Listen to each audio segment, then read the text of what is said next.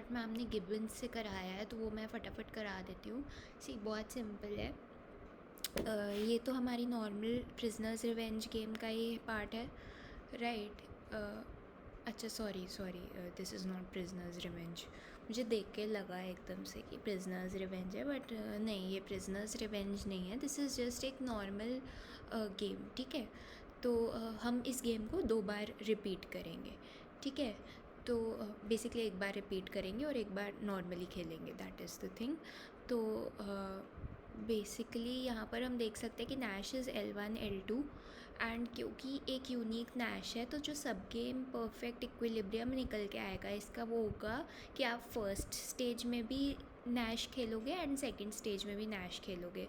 This is something that weave already discussed. तो यहाँ पर वो चीज़ मैं कवर नहीं कर रही हूँ। यहाँ पर what I want to cover is कि गिब्बन्स ने कैसे इसकी ट्रीटमेंट की है, ठीक है। तो हमने देखा था कि जब हमने टेडलेस किया था तो टेडलेस ने ट्री बनाकर सब कुछ किया था, राइट। गिब्बन्स इसी चीज़ को नॉर्मल फॉर्म गेम में करेगा। कैसे करेगा? बहुत सिंपल है। सी हमें पता है कि लास्ट स्टेज में नैश ही होगा एंड इस गेम का स्पेसिफिकली एक ही नैश है जो कि है L1 L2। तो लास्ट स्टेज में क्या होगा वो तकदीर लिखी जा चुकी है, इट्स L1 L2, राइट। अब बस डिसाइड ये करना है कि फ़र्स्ट स्टेज में क्या होगा, राइट। फर्स्ट स्टेज में ऐसी कौन सी सिचुएशन है जिससे कि दोनों players would not want to deviate, right.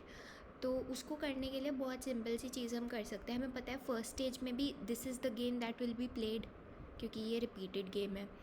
तो what we will do is कि हम क्या करेंगे, हमें पता है लास्ट स्टेज में तो L1 L2 खेला जाएगा, यानी कि लास्ट स्टेज का आउटकम तो 1-1 होगा, ठीक है। तो बैकवर्ड इंडक्शन से हम क्या कर सकते हैं, हमें पता है कि लास्ट स्टेज में तो 1-1 वाला ही होगा, वो सॉर्टेड है, ठीक है।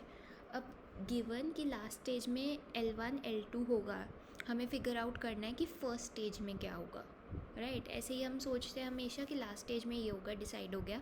अब आगे की स्टेज की बात करते हैं।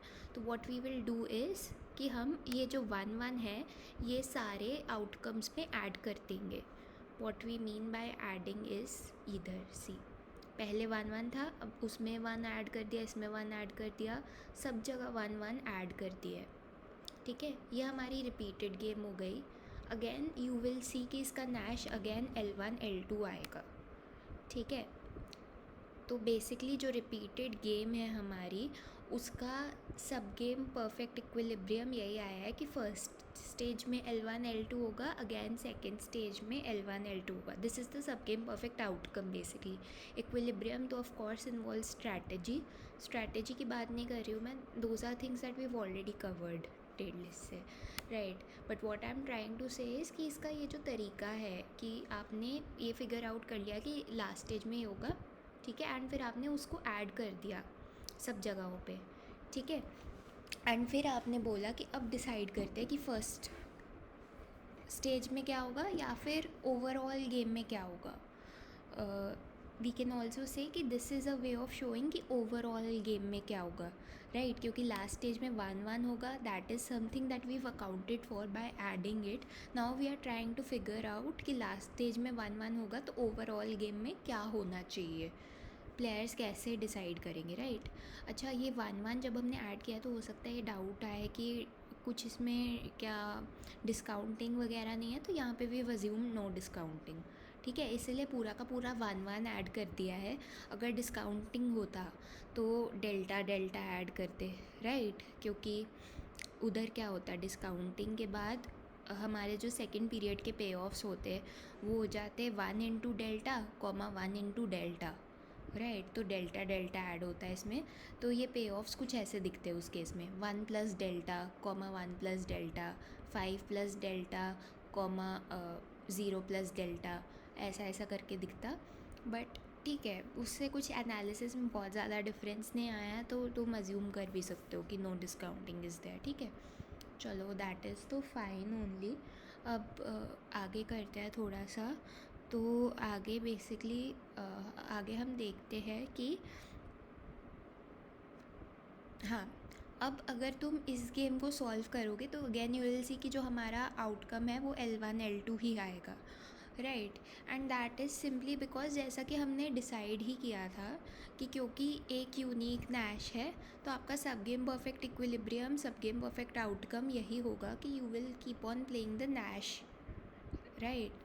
तो इसमें तो कुछ अलग बात है नहीं, ठीक है। तो this is what it is, ठीक है। एंड बेसिकली ये जो नैश इक्विलिब्रियम है, इसको ये ऐसे शोकेस करते हैं, मतलब इसको ना ये लोग ऐसे लिखते हैं कि दिस इज़ तो हाफ पार्ट ही।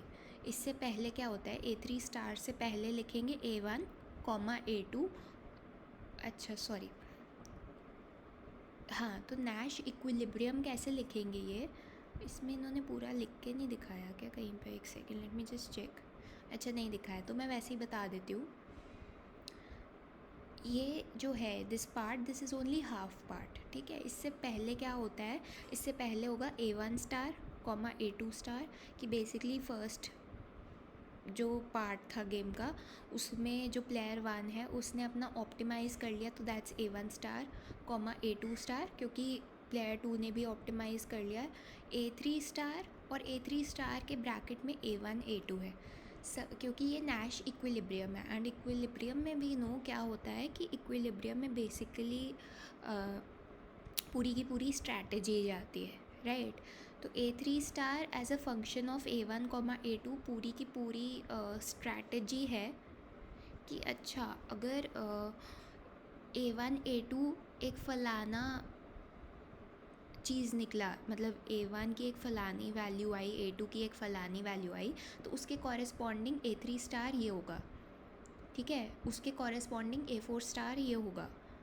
स्ट्रैटेजी में भी नो कि हम पूरा का पूरा चीज़ लिखते हैं, राइट, कि अगर ये सिनेरियो बन गया तो वो करेंगे, वो हो गया तो वो करेंगे, इसीलिए हमने A1 A2 डाला है यहाँ पर। Instead of A1 star A2 star भी डाल सकते थे, बट वो आउटकम होता, ठीक है।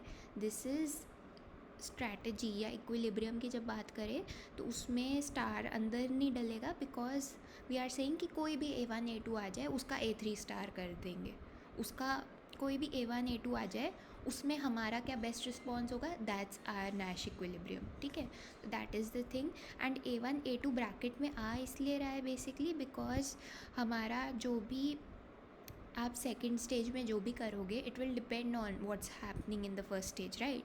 तो that is the thing, first stage में क्या आउटकम आ रहेगा उस पर डिपेंड करेगा सब कुछ, राइट। तो ये चीज़ हो गई, ठीक है। तो this is just general stuff. हो सकता है देखने में लगे कि अच्छा ये एक अलग मेथड है, सी मेथड अलग नहीं है, ठीक है।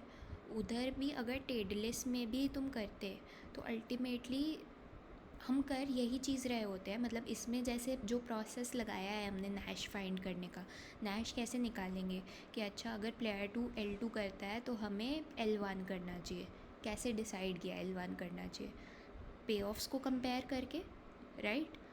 पे ऑफ्स जो थे ये वाले पे ऑफ्स, एक सेकेंड अगर मैं तुम्हें टेडलेस निकाल के दिखाऊँ, ठीक है, just give me a minute, क्योंकि इससे थोड़ा प्रॉपर सेंस मेक हो जाएगी चीज़ की, ठीक है।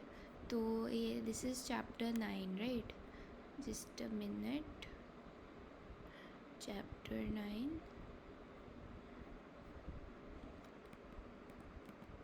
हाँ। तो इधर हम ट्री बना रहे थे and the tree looked something like this, इधर हम पे ऑफ्स ऐसे लिख रहे थे, राइट।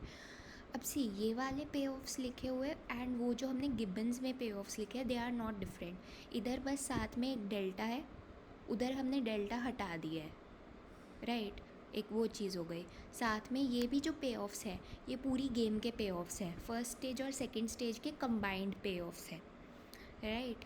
उधर भी हमने कंबाइन ही कर रखे हैं पे ऑफ्स, ठीक है, इधर भी हमने पे ऑफ्स कंबाइन कर रखे हैं, ठीक है। इधर किस तरीके से कंबाइन किया है, पहले वी हैव रियलाइज्ड कि लास्ट स्टेज में तो भाई नैश होगा, नैश है 1-1, वी हैव एडेड 1-1 सब जगह पर, ठीक है। तो उससे क्या हुआ, फर्स्ट गेम और सेकंड गेम कंबाइन हो गई, जब हमने 1-1 ऐड किया तो फर्स्ट स्टेज में सेकंड गेम वाला एलिमेंट हमने ऐड कर दिया, तो this is actually our complete game, ठीक है। This is not first stage, this is not second stage, this is the complete game itself, ठीक है।